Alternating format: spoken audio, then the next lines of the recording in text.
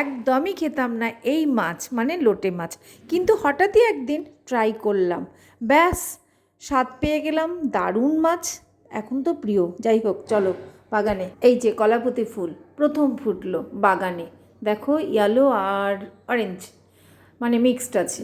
যাই হোক, দেখতে খুবই সুন্দর, ভীষণ খুশি।